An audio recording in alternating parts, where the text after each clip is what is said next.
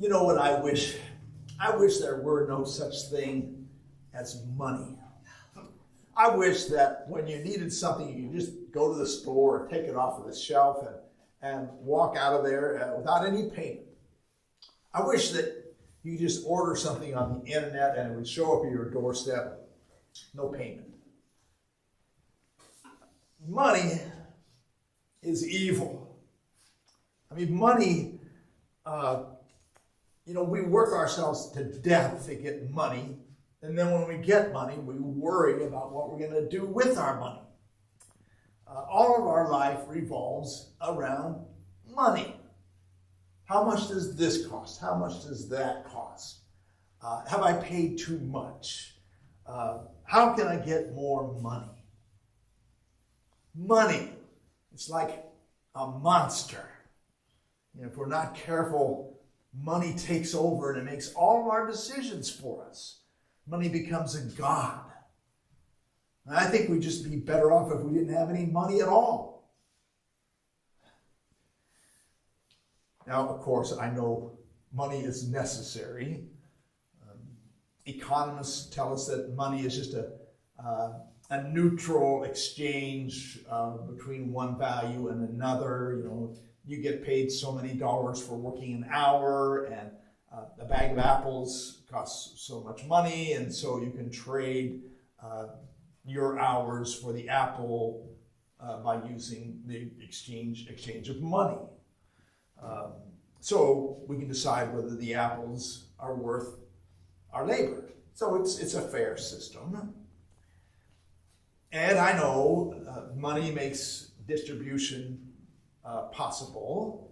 The whole theory of supply and demand makes it so that we can have groceries on the shelf and the things we need when we need them. I mean, it's an amazing system. So yeah, money is necessary. I get that. The trouble is when some people have too much money and some people don't have enough money.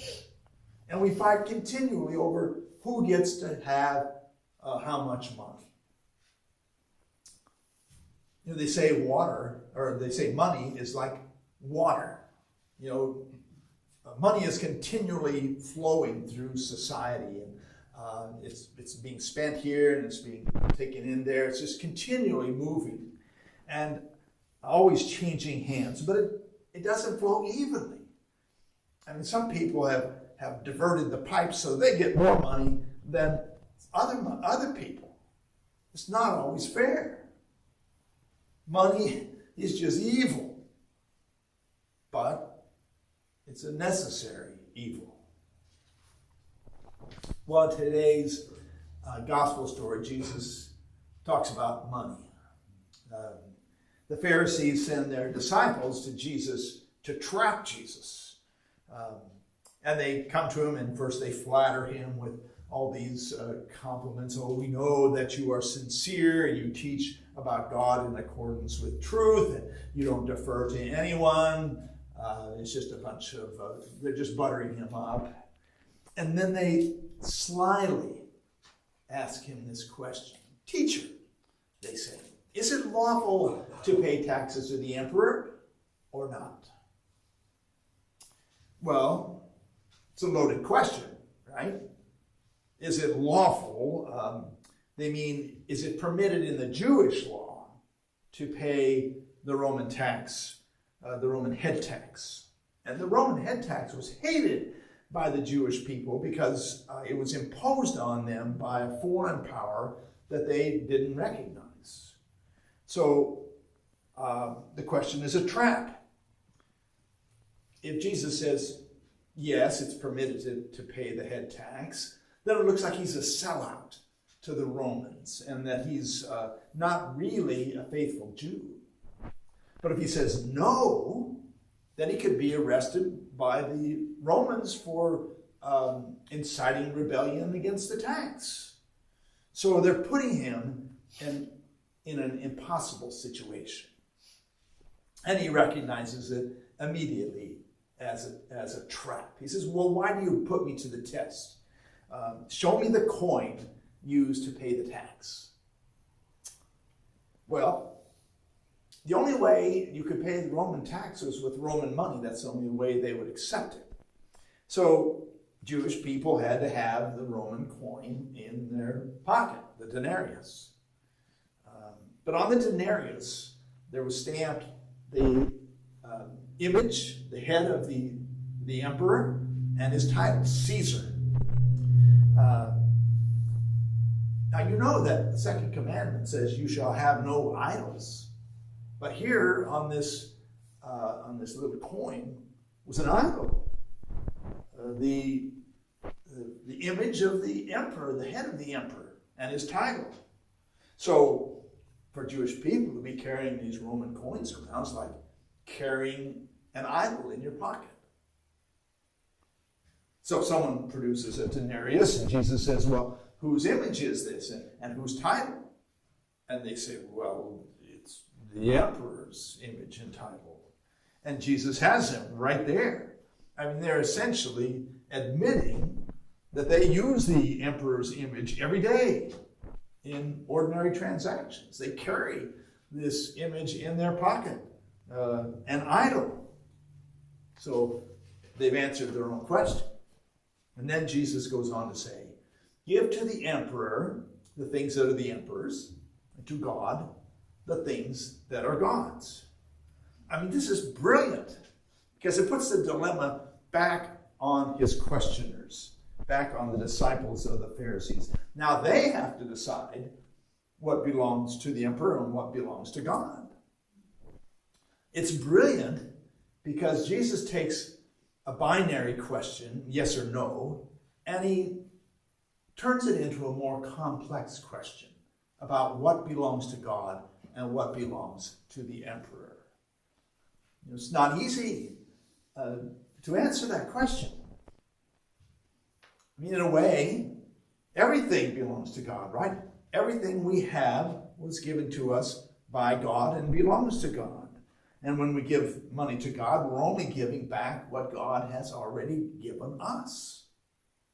We are stewards of what God has given us.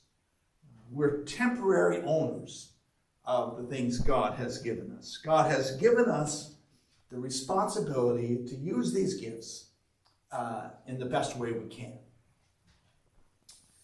Some people say, well, it's my money. I earned it. I deserve it. It belongs to me, and I'm not going to spend it on anything I don't want to.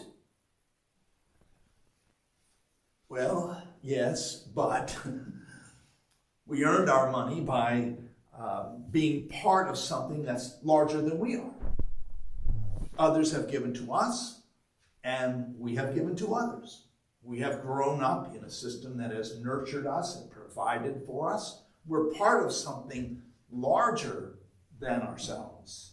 There's no such thing as the self-made man or the self-made woman. We all depend on each other. Give to the emperor the things that are the emperor's, and to God the things that are God's. Well, who is the emperor today? I would say that we all have an emperor inside of us, a very demanding and selfish emperor. And we have to decide whether we're going to give to the emperor or to God. Last Tuesday, we were sitting in the parish hall at our BC meeting, and a guy pokes his head in the door and says, I'm really sick, and I ran out of propane in my trailer, and can you help me out a little bit? And so we sort of sat there, what do we do? And a couple of people on the bishop's committee got up and handed him enough money to get his propane filled up. Now, I think that is giving to God. When we give money to the food bank, we're giving money to God. When we give money to our favorite charity or service organization, we're giving money to God. When we give money or time or energy to St. Germain's, we're giving that money and time to God. Our money is not just our money. We're stewards of the money that God has given to us. Now, our pledge campaign is going to come up in the next month, and we'll be sending out pledge cards so that we can say what we think that we're going to give in the coming year. It's an estimate of what we think we can give. It's not a contract.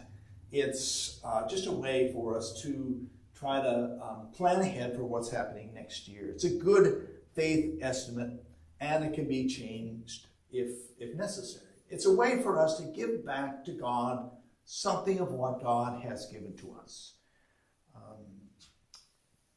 To give to God what belongs to God. Now, in the Episcopal Church, the standard of giving set by the General Convention is a tithe. 10%, it's a biblical amount, and some people set that as their standard. It's just a number. Some of us can do that, some of us can't. At the beginning of every month, I take a tenth of all that I earn and I put it in a separate account. And that money I give away. And most of it goes to St. Germain's. Some to other organizations or causes that I think are important. Now, not everybody can do that, but everyone can do something. You know, we talk about time, talent, and treasure. We can give our time, we can give our talent, and we can give our treasure to God as a way of fulfilling this commandment.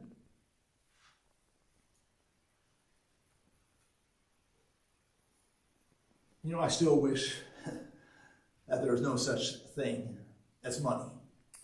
But money is here, and seeing that there is money, it's important that we use it with gratitude and with generosity.